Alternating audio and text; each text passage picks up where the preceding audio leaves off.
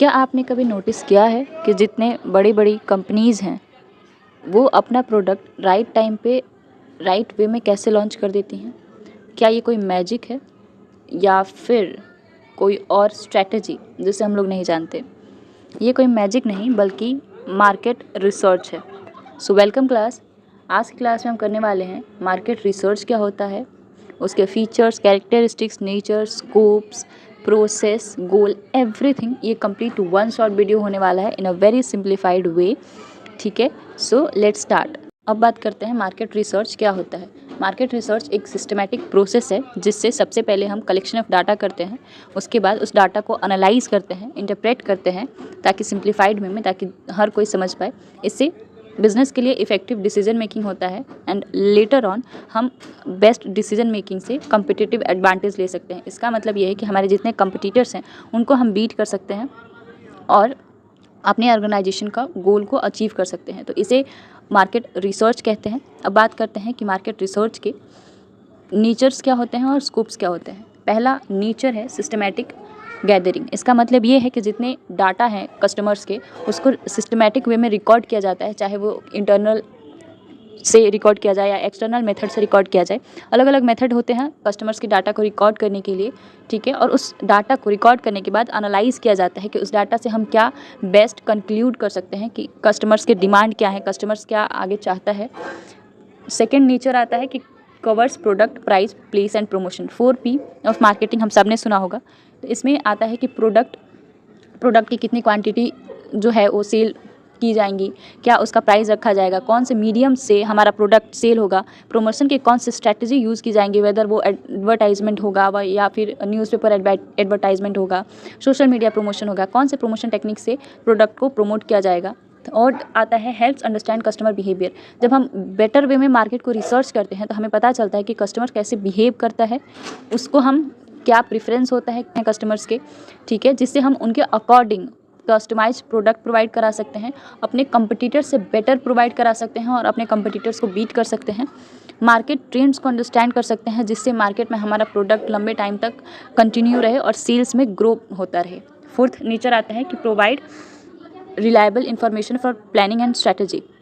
That means कि हम अपने बिजनेस के लिए जो भी प्लानिंग और स्ट्रैटेजी करते हैं उसके लिए रिलायबल इन्फॉर्मेशन होना चाहिए। रूल्स और पॉलिसीज़ बनाने के लिए हमारे पास बेस्ट इन्फॉर्मेशन अवेलेबल होगा। उसके बेसिस पे हम प्लानिंग कर पाएंगे कि हम कैसे सेल्स करें, अपनी क्वांटिटी का कितना क्वांटिटी प्रोड्यूस करें, मार्केट में कितना डिमांड है, क्या प्राइस होनी चाहिए। Everything we can do with the help of marketing research. Next आता है role of marketing research in decision making. Decision making में मार्केटिंग का क्या रिसर्च है, कैसे मार्केटिंग हेल्प करता है बिजनेस में डिसीजन लेने के लिए। पहला है provide fact for managerial decision. जो भी मैनेजर्स डिसीजन लेते हैं अपने डिपार्टमेंट के लिए वो डिपेंड करता है फैक्ट पे, जो कि अर्लियर डाटा से हम लोग कंक्लूड कर सकते हैं। जैसे कि जो भी लास्ट ईयर सेल्स हुए हैं वो सबसे ज़्यादा कौन से मीडियम से सेल हुए हैं, उस मीडियम से ही हम इस साल अपने प्रोडक्ट को प्रमोट करेंगे जिससे हमारा प्रोडक्ट जो है वो ज़्यादा से ज़्यादा अमाउंट में सेल होगा।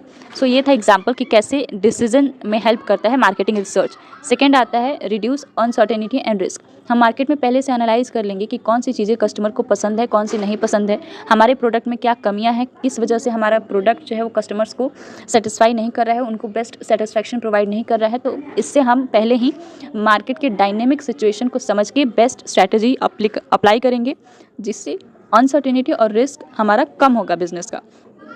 थर्ड आता है कि हेल्प करता है आइडेंटिफाई करने में अपॉर्चुनिटी को और थ्रेट को।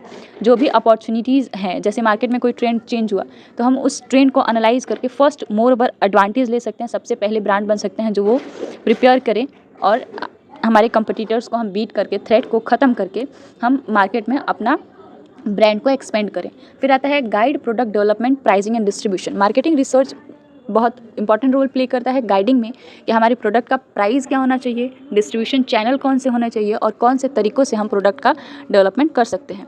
नेक्स्ट देखते हैं कि एप्लीकेशन मार्केटिंग रिसर्च का, ठीक है, कैसे अप्लाइड कर सकते हैं हम अपने बिजनेस में मार्केटिंग रिसर्च को। फर्स्ट आता है product research, design, features, improvements. Product में जो भी लेबलिंग होती है उसके कैसे डिज़ाइंस होंगे, प्रोडक्ट हमारा क्या क्या फीचर प्रोवाइड करेगा, कौन से इंप्रूवमेंट्स हम कर सकते हैं कस्टमर फीडबैक के बेसिस पे।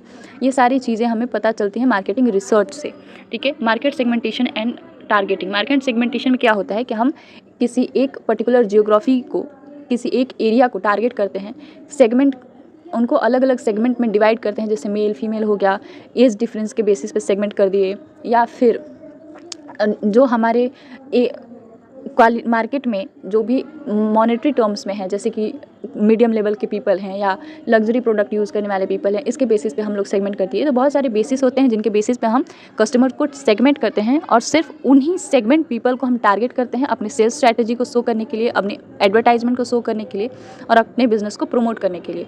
थर्ड आता है एडवर्टाइजिंग इफेक्टिवनेस स्टडीज़।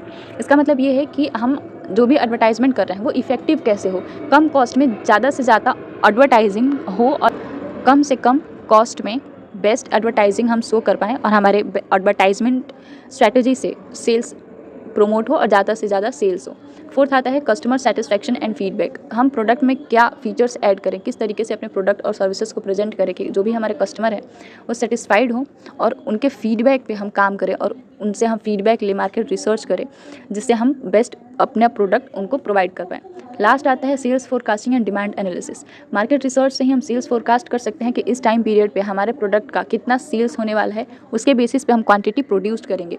सेम आता है डिमांड एनालिसिस। हम जब तक पता नहीं चलेगा कि मार्केट में इस प्रोडक्ट का डिमांड है या नहीं, अगर हम लार्ज अमाउंट में उसका प्रोडक्शन कर लिए तो वो सारे हमारे पैसे, कैपिटल वेस्ट चला जाएगा। सो मार्केटिंग रिसर्च बहुत इंपॉर्टेंट कॉन्सेप्ट है। उससे हम कस्टमर्स के फोरकास्ट कर सकते हैं, टेस्ट को, प्रेफरेंस को, डिमांड को, सारी चीज़ों को। ठीक है। The research process.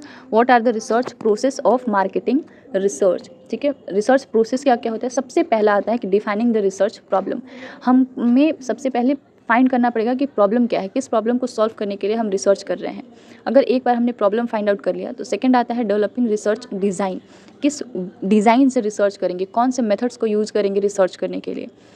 मेथड्स हमने सेलेक्ट कर लिया कि कौन से मेथड से, कौन से तरीक़ों से कस्टमर के फीडबैक से हमें डाटा कलेक्ट करना है, या फिर हमें फिजिकली विजिट करके उनसे हमें डाटा कलेक्ट करना है। ये सारे डिज़ाइन को सेलेक्ट करने के बाद हम डाटा को कलेक्ट करते हैं प्राइमरी या सेकेंडरी मेथड से। ठीक है। प्राइमरी सेकेंडरी मेथड्स के अंदर भी बहुत सारे सब टॉपिक आते हैं जिसके हेल्प से हम डाटा को कलेक्ट करते हैं। ओके, सो थर्ड पॉइंट में हमारा डाटा जो है वो कस्टमर का कलेक्ट हो गया है। अब हम उसे एनालाइज करेंगे, इंटरप्रेट करेंगे कि उस डाटा से हम बेस्ट क्या डिसीजन ले सकते हैं। हो गया। अब हम उस डाटा को एनालाइज करेंगे और इंटरप्रेट करेंगे। एनालाइज में हो गया कि हम उस पर्टिकुलर डाटा जो हमने कलेक्ट किया है उससे क्या क्या डिसीजंस लिया जा सकता है, वो डाटा क्या शो कर रहा है कि इस पर्टिकुलर टाइम पीरियड में कितना सेल्स आने वाला है, कितने कस्टमर्स के डिमांड होने वाले हैं। ये सारी चीज़ें जो है वो हम इंटरप्रेट करेंगे और एनालाइज करेंगे हमारे कलेक्ट किए गए डाटा से। ये एनालाइज करने के बाद हम प्रेजेंटिंग रिपोर्ट तैयार करेंगे जिससे मैनेजर्स को प्रेजेंट करेंगे और उसके बेसिस पे हमारा मैनेजर्स डिसीजन लेंगे ऑर्गेनाइजेशन के गोल को अचीव करने के लिए।